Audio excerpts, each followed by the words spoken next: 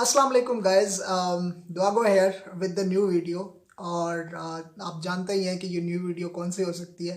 जी हाँ, ये हो सकती है जी इब्न सफ़ी के नॉवेल्स की। और इब्न सफ़ी के वो नॉवेल्स जो हम यूट्यूब के ऊपर पढ़ रहे हैं। और इब्न सफ़ी सीरीज़ हमने शुरू की हुई है, बल्कि यूँ कहें कि इब्न सफ़ी बीए के जो लिखे हुए शाहकार नावल हैं, कर्नल फरीदी सीरीज़ के नॉवेल्स, तो उनमें से हम सबसे पहला जो नावल है हमने उसकी रीडिंग यूट्यूब के ऊपर स्टार्ट की हुई है। और ये उस सिलसिले की कौन सी वीडियो है? वीडियो नंबर 8 है, पार्ट 8 है। और इसमें जो चैप्टर है, चैप्टर का तो नंबर तो मुझे याद नहीं, लेकिन चैप्टर का नाम है अरे। यानी चैप्टर जो है उसका नाम है अरे। तो वही चैप्टर हम पढ़ने जा रहे हैं। और बगैर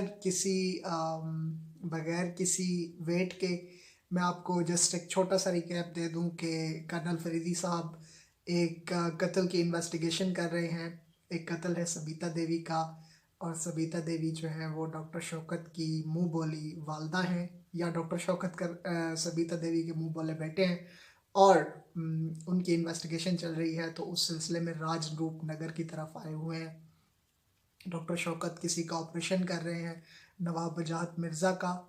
और नवाब सलीम जो हैं वो किसी जगह पे बंधे बैठे हैं, ठीक है। और वहाँ से एक ऑब्जर्वेटरी के थ्रू इस ऑपरेशन को वॉच किया जा रहा है। वॉच करने वाला कौन है वी डोंट नो येट, लेकिन अब चलते हैं जी। मैं चलता हूँ लैपटॉप स्क्रीन की तरफ, और आपने सुनने हैं मेरे वर्ड्स कि मैं क्या कह रहा हूँ।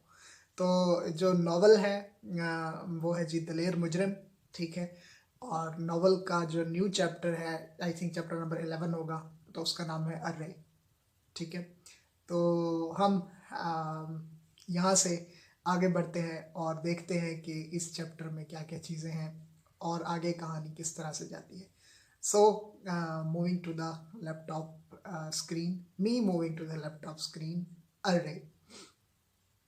सलीम ने शदीद घबराहट के बावजूद भी लापरवाही का अंदाज पैदा करके कह कहा लगाने की कोशिश की।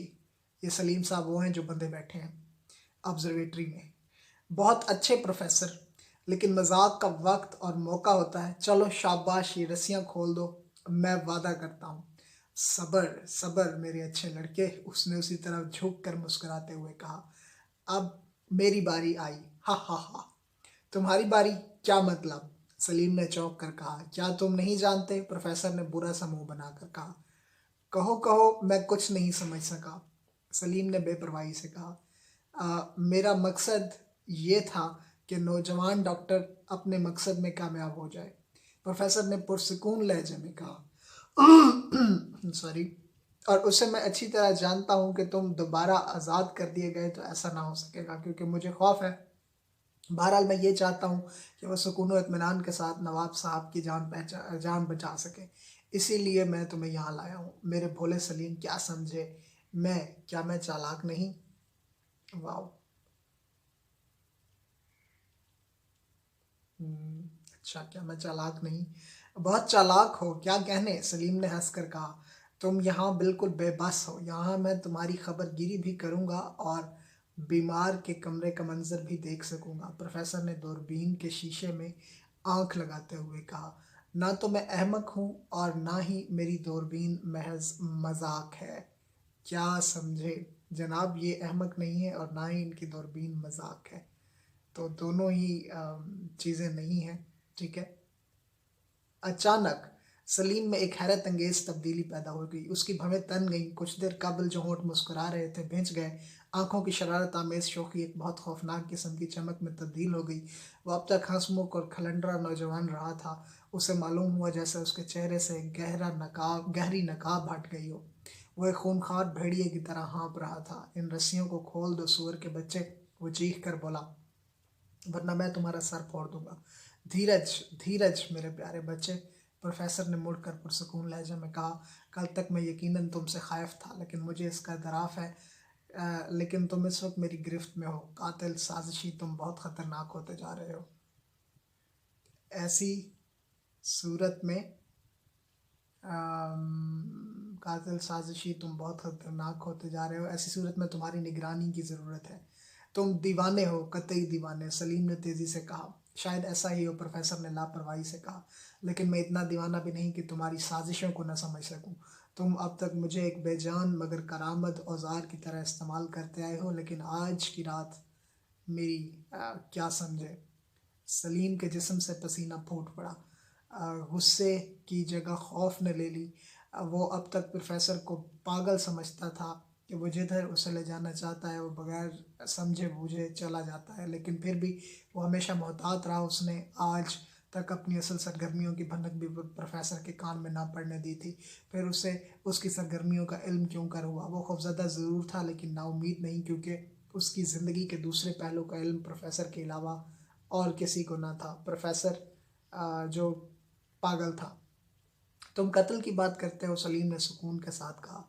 खुदा की कसम, अगर तुमने ये रस्सी फ़ौरन न खोल दी तो मैं इस धमकी को पूरा कर दिखाऊंगा जो अक्सर मैं तुम्हें देता रहता हूँ। मैं पुलिस को इत्तला दे दूंगा कि तुम कातिल हो, अपने असिस्टेंट के कातिल।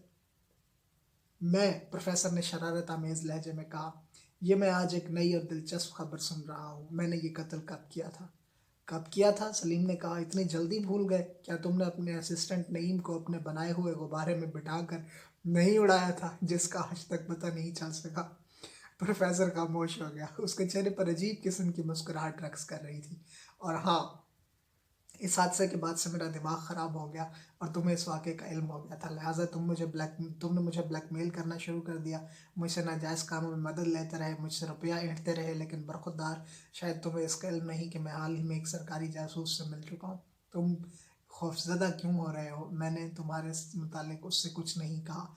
मैं तुम्हें ये बताना चाहता हूँ कि नईम मेरे गुब्बारे के टूटने से नहीं मरा, बल्कि वो उस वक्त मद्रास के किसी घटिया शराब खाने में नशे में चूर ऊंधा पड़ा होगा। मुझे इसका इल्म है कि जो उसने खतूत मुझे लिखे थे तुमने रास्ते में ही गायब कर दिए। बहुत अरसा हुआ तुम्हें उसके ज़िंदा होने का सबूत मिल गया था, लेकिन तुम मुझे पागल समझकर रुपए ऐंठने के लिए अंधेरे में ही रखना चाहते थे। कहो मियाँ सलीम, कैसी रही? क्या अब मैं तुम्हें वो बातें बताऊं जो मैं तुम्हारे मुतालिक भी जानता हूँ? सॉरी कुंवर सलीम सॉरी कुंवर सलीम सहम कर रह गया। उसे ऐसा मालूम हो रहा था जैसे प्रोफेसर का पागलपन किसी नए मोड़ पर पहुंच गया है, जिसे वो अब तक बेजरर केचवा समझता रहा था। वो आज फन उठाए उस पर झपटने की कोशिश कर रहा है। खैर प्रोफेसर, छोड़ो इस हिमाकत को। सलीम ने कोशिश करके हंसते हुए कहा, मेरी रस्सियाँ खोल दो, आदमी बनो। तुम मेरे अजीज़ तरीन दोस्त हो। मैं वादा करता हूँ कि तुम्हें इससे बड़ी दूरबीन खरीद दूंगा, इतनी बड़ी कि सचमुच एक शीशे का गुंबद मालूम होगी। लो जी, ठहरो सलीम ठहरो, प्रोफेसर ने दूरबीन के शीशे पर झुककर कहा। मैं ज़रा बीमार के कमरे में देख लूँ। तो अभी ऑपरेशन शुरू नहीं हुआ। ऐसे ख़तरनाक ऑपरेशंस का में तैयारी की ज़रूरत होती है। मुझे यकीन है कि नौजवान डॉक्टर साहब नवाब साहब की जान बचाने में कामयाब हो जाएगा। लेकिन सलीम, ये तो बहुत बुरी बात है। अगर नवाब साहब 10-20 बरस ज़िंदा रहे तो क्या होगा? तो तुम्हारी विरासत तुम तक जल्द ना पहुंच सकेगी। इससे क्या होता है? सलीम ने कहा, मैं बहरहाल उनका वारिस हूँ और फिर मुझे इसकी ज़रूरत ही क्या है? क्या मैं कम दौलतमंद हूँ? खैर खैर, तुम्हारी दौलत का हाल तो मैं अच्छी तरह जानता हूँ, इसलिए तो एक बस बूढ़े से रुपए ऐंठते रहे। बेटे, मैं अच्छे से मैं जानता हूँ कि तुम्हारी तंगदस्ती नवाब साहब की मौत की ख्वाह है। सॉरी, आज गला कुछ ख़राब है। हमेशा ही ख़राब रहता है, वैसे आज ज़्यादा ही ख़राब है, तो इसीलिए मैंने तुम्हें उस वक्त तकलीफ़ दी है। और उम्मीद है कि तुम एक सादतमंद बच्चे की तरह इसका कुछ ख्याल न करोगे। क्या तुमने आज डॉक्टर तौसीफ़ को इसलिए शहर नहीं भेज दिया कि नौजवान डॉक्टर सचमुच पैदल आने पर मजबूर हो जाए? क्या फजूल बकवास है, सलीम ने दूसरी तरफ मुंह फेरते हुए कहा, और फिर एक रस्सी लेकर दरख्त पर चढ़ गए। प्रोफेसर बोलता रहा, क्या तुम समझते हो कि मैं कुछ नहीं जानता? मैं ये भी जानता हूँ कि डॉक्टर शौकत बच कैसे गए, लेकिन मैं तुम्हें नहीं बताऊंगा। तुम मुझे अंधेरे की चमगादड़ समझते हो और तुम्हारा ख्याल भी दुरुस्त है। अंधेरा मुझ पर सूरज की तरह रोशन रहता है। मैं इससे भी ज़्यादा जानता हूँ। क्या मैं नहीं जानता? तुम कुछ नहीं जानते, सलीम ने मुर्दा आवाज़ में कहा। यह महज तुम्हारा कयास है। तुम इसे कयास कह रहे हो लेकिन ये 100% सच है। देखो सलीम, हम दोनों एक दूसरे को अच्छी तरह जानते हैं। क्या मैं ये नहीं जानता कि डॉक्टर शौकत को कत्ल कर देने की एक वजह और भी है जिसका ताल्लुक ऑपरेशन से नहीं? क्या? सलीम बेख्तियार चौंक पड़ा। ठीक ठीक, प्रोफेसर ने सर हिलाया। तुम्हारी चीख ही इकबाल जुर्म है। क्या तुमने उस खंजरबाज नेपाली को रुपया देकर इससे कत्ल पर आमादा नहीं किया था? उस अहमक ने धोखे में एक बेगुनाह औरत को कत्ल कर दिया। ये झूठ है, ये झूठ है, सलीम बेसब्री से बोला। लेकिन तुम्हें ये सब कैसे मालूम हुआ? ये महज कयास है, बिल्कुल बकवास। मुझे ये बिल्कुल कयास मुझे ये सब कैसे मालूम हुआ? क्योंकि दुनिया में तुम ही एक बड़े चालाक हो। मुझे ये मालूम है कि उस दिन तुमने एक रिपोर्टर पर गोली चलाई थी और वो राइफल मेरे हाथ में देकर खुद भाग गए थे, महज इसलिए कि मुझे पागल तस्वर करते हुए इस वाक़े को महज इत्तफाक़िया समझा जाए। और कहो तो ये भी बता दूं कि तुम उस रिपोर्टर को क्यों मारना चाहते हो। तुम उसे पहचान गए थे, तुम्हें यकीन हो गया था कि उसे तुम्हारी हरकतों का इल्म हो गया है। इस वक्त तो वो बच गया था, लेकिन आखिरकार उसे तुम्हारी गोलियों से हलाक होना पड़ा। क्यों, है ना सच? ना जाने तुम किसकी बात कर रहे हो। इंस्पेक्टर इंस्पेक्टर फरीदी की इंस्पेक्टर फरीदी की प्रोफेसर ने उसकी आंखों में देखते हुए रुक रुक कर कहा, इंस्पेक्टर फरीदी की। ठीक है, सलीम के हाथ पैर ढीले पड़ गए, वो यकलखत सुस्त पड़ गया। तुम्हारी धमकियां मेरा अब कुछ नहीं बिगाड़ सकती। मैं अब तुम्हारे गाल पर इस तरह चाटा मार सकता हूँ। प्रोफेसर ने उठकर उसके गाल पर हल्की सी चपत लगाते हुए कहा, क्यों ना मैं इन सब बातों की इत्तला नजमा और उसकी माँ को दे दूँ। पुलिस तो इस वक्त मुत्तला कर दूँ, लेकिन तुम ये सोचते होगे कि पुलिस मेरी बातों का एतबार न करेगी क्योंकि मैं पागल हूँ। नहीं नहीं प्रोफेसर, तुम जीत गए, तुम मुझसे ज़्यादा चालाक हो। सलीम ने आखिरी पासा फेंका। इसी रस्सी को काट दो, मैं तुम्हारे लिए एक बड़ी शानदार ऑब्जर्वेटरी बना दूंगा। तुम्हारा जहन किसी वक्त भी चालबाजियों से बाज नहीं आता। अच्छा, मैं तुमसे सुलह कर लूँगा इस शर्त पर कि तुम मीनार में किसी राज को न खोलोगे। इसके बाद यकीन रखो कि तुम्हारा सब राज मरते दम तक मेरे सीने में दफन रहेंगे। मैं इसीलिए तुमसे ये सब उगलवा रहा था कि तुमने मुझे बहुत दिनों तक ब्लैकमेल किया है। अच्छा, पहले ये बताओ कि वाकई तुमने उस नेपाली डॉक्टर शौकत को कत्ल कराने की कोशिश की थी? मेरे ख्याल से तुम भी इतना ही जानते हो जितना मैं। हाँ, मैंने उसको रुपया दिया था, फिर तुम ही ने उसे कत्ल भी कर दिया, इसलिए कि कहीं वो नाम ना बता दे। हाँ, लेकिन ठहरो, इंस्पेक्टर फरीदी पर कत्ल की नीयत से तुमने ही गोलियां चलाई थी। हाँ, लेकिन तुम तो इस तरह सवाल जवाब कर रहे हो जैसे जैसे कहना चाह रहा है कि जैसे तुम ही कर्नल फरीदी हो। तो तुमने डॉक्टर शौकत के गले में रस्सी का फंदा भी डाला था। प्रोफेसर ने हाथ उठाकर उसे बोलने से रोक दिया। फिर तुम्हारा दिमाग ख़राब हो चला। सलीम ने कहा, हाँ मैंने फंदा तो डाला था। फिर उसने कहा, तुमने अभी कहा है कि तुम दोनों एक दूसरे को अच्छी तरह जानते हो, रस्सी को काट दो। मैं तुमसे कतई खौफजदा नहीं हूँ, इसीलिए अब हम दोनों दोस्त हैं। तुम्हारे हवाई किले बहुत ज़्यादा मजबूत मालूम नहीं होते, प्रोफेसर ने कहा, लेकिन इस बार उसकी आवाज़ बदली हुई थी। सलीम चौंक पड़ा, सुकड़ा सुकड़ाया। प्रोफेसर तन कर खड़ा हो गया। उसने अपने सर पर बंधा हुआ मफलर खोल दिया, चेस्टर के कॉलर नीचे गिरा दिया और मोमबत्ती ताक पर से गिराकर अपने चेहरे के करीब लाकर बोला, लो बेटा देख लो, मैं तुम्हारा बाप इंस्पेक्टर फरीदी। अरे, यहाँ निकला है। सलीम के मुंह से बेख्तियार निकला और उसे अपना सर घूमता हुआ महसूस होने लगा, लेकिन वो फौरन ही संभल गया। उसके चेहरे के उतार चढ़ाव से साफ जाहिर हो रहा था कि वो खुद पर काबू पाने की कोशिश कर रहा है।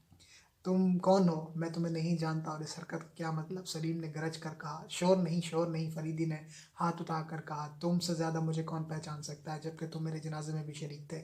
इसकी तो मैं तारीफ़ करूंगा सलीम, तुम बहुत महतात हो। अगर मैं अपने मकान से एक अदा जनाजा निकलवाने का इंतज़ाम न करता तो तुम्हें मेरी मौत का हरगिज़ यकीन न होता। अखबारों में मेरी मौत की खबर सुनकर शायद तुम रात को ही शहर आ गए थे। मेरे लिए अस्पताल से एक मुर्दा हासिल कर लेना कोई काम न था, और शायद तुमने कोई बड़ा काम न था। शायद तुमने कब्रिस्तान तक मेरी लाश का पीछा किया। मैं तस्लीम करता हूँ कि तुम एक अच्छे साजिशी ज़रूर हो, लेकिन अच्छा जासूस नहीं। तुमने ये भी न सोचा कि 5 गोलियां खाने के बाद बाहोश हवास 15 मील की मुसाफत तय करना अगर मुमकिन नहीं तो मुश्किल ज़रूर है। लेडीज़ एंड जेंटलमैन, बस यहीं तक। अगली वीडियो में मिलते हैं। अल्लाह हाफिज़।